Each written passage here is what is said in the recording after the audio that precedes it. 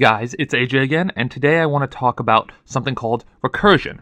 And recursion is defined by calling a function within the same function. Now that can sound pretty complicated, and you can be like, what did I just say? Calling a function inside a function? Well, it can be pretty confusing, so right now I'm going to start out with a simple tutorial and then go on to a much bigger example. So what I'm showing you guys here is that I have a function called factorial up top here. And this function called factorial, let me just format it, is what I do, is how I'm going to calculate factorial. Now, a factorial is multiplying, if you say factorial 5, it's multiplying that number times everything below it until you reach 1. So 5 factorial would be 5 times 4 times 3 times 2 times 1, and etc. 10 factorial would be 10 times 9, ... all the way down to 1. So as you can see here, I have a in factorial method, I have sum equal to 1, and then for I set I equal to n, the parameter that's passed in. As long as I is greater than 0, I subtract it, and I do sum times equals to I. So it would be 1, so if I passed in 5, it would be 1 times 5, and then 5 times 4, and then 4 times 3, and then 4 times 2, and then 4 times 1, and then I will return sum. And just to show you guys, if I run this function, right here at the very bottom, I do get 120, which is pretty cool. Let me just leave that right there. And so that's a way to calculate a factorial. But there is a other way to do this called recursion. And recursion is a way to, again, call the same function within a function. So again, let me show you how to do this. So now I'm going to show you guys an example of doing the same thing that I just showed you with the for loop, but with recursion. So right now I'm going to do something called a recursive base statement. And a base statement is basically when you hit the base statement, you're going to stop your recursion, or you're going to hit it, and the recursion is going to filter out your program. And what I mean is, this will all make clearer sense when I'm done with my example, is that I can say if n equals 1, then I'm going to return 1. But otherwise, I am going to return, this is where it can get complicated, I'm going to return n times factorial of n minus 1.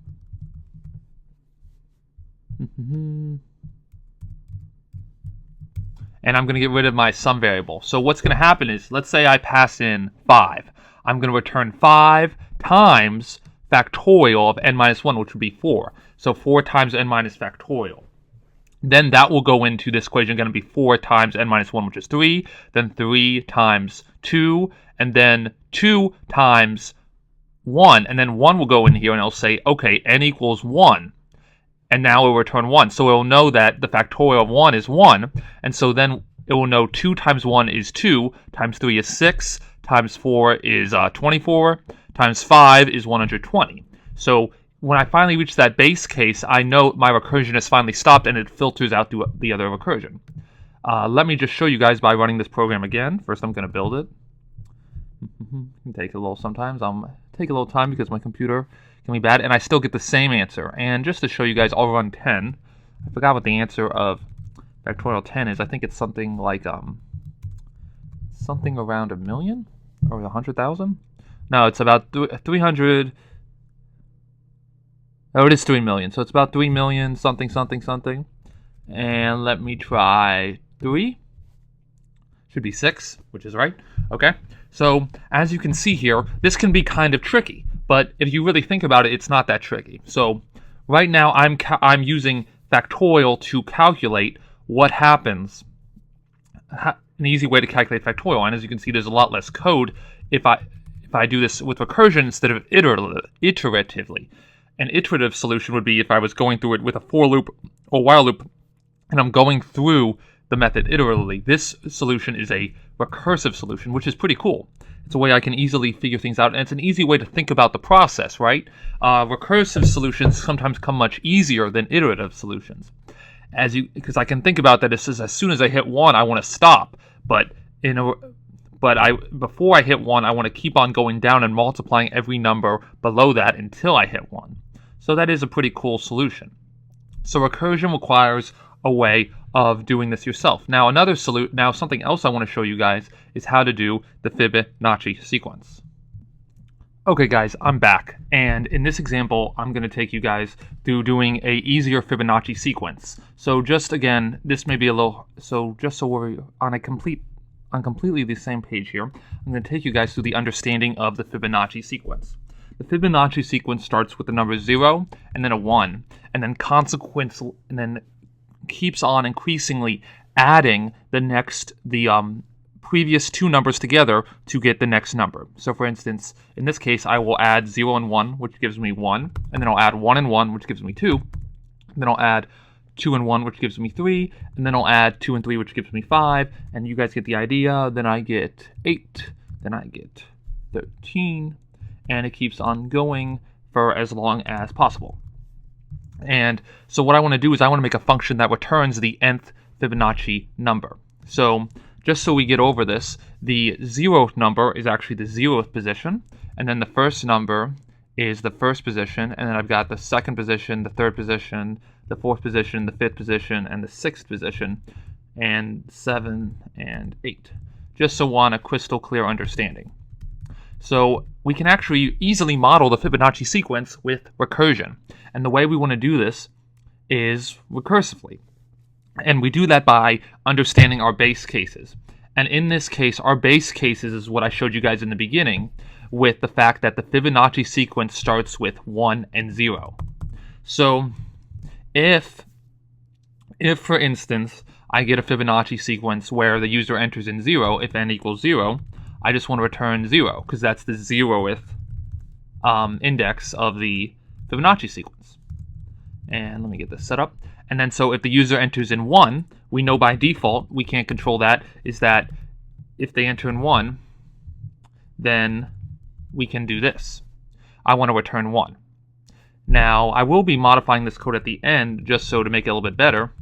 And so then I can do that. So now if n is equal to 1, I return 1, and if it's equal to 0, I return 0. But otherwise, all I want to do is I want to use the recursive function to return to get the sum of the last two numbers. So what I'm going to do here is I'm going to return Fibonacci of n minus 1 plus Fibonacci of n minus 2.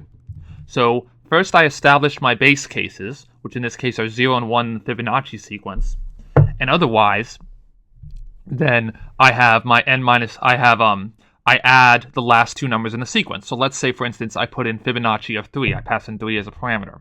Then what I'm going to do here is I'm going to do n minus 1 plus n minus 2, which would be Fibonacci 4 and Fibonacci of 3. And then it would go in again. So for Fibonacci of 4, it would then do Fibonacci of 3 and 2, and then it would do it again for 1 and 0. And that's when I would hit the 1 and 0. And what happens is all the ones end up trickling back to add up to give me, in this case, if I do 3, that is going to give me my 2 case. That's going to give me my 2 because I'm going to get a 1 from both sides, if that makes sense, because it kind of makes a tree structure. So let me just show you guys another example. Let's say I run this with Fibonacci 5, which should give me 5.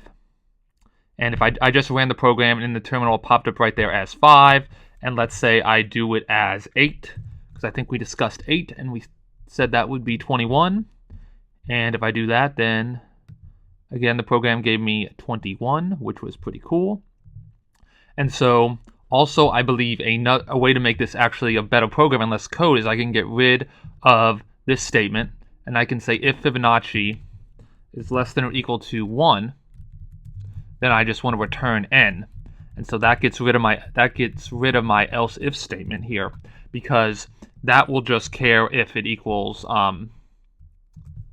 that will take care if it equals 1 or 0. And if I run this program again, I should have showed you guys, I get 21. And I got rid of that if-else statement, which is pretty cool because that takes some logic. And just to test it again, I'll run 5 on it, and hopefully I get 5. And I do, so that is pretty cool. And so as you can see with the Fibonacci sequence, I have my base case, which is my first case of my if-else statement. And then I return n based on that, and that's kind of like my ending sequence. So I finally have broken down and got into the lowest level, and then that lowest level will trickle up to my return statement. So that is a really cool thing. Recursion is used a lot, but I just want to make sure that anything you can do iteratively with a for loop, you can also do recursively. And anything you do recursively, you can also do with a for loop or iteratively by going through everything. So it is pretty cool. Obviously, you could write a Fibonacci sequence with a while loop, but it's really easy. I made a pretty cool program with just this recursion in the Fibonacci sequence. Fibonacci sequence is used in pineapples and other things in nature. It's kind of weird. It's not exactly mathematical applicable. Well, maybe it is, but I can't think of anything. But for instance, I know Fibonacci sequences are found in pineapples. You can Google a video of someone explaining it in terms of SpongeBob. It's pretty cool. So yes, this is recursion in C++, and I hope you guys enjoyed it, or just recursion in general, and I'll see you guys later.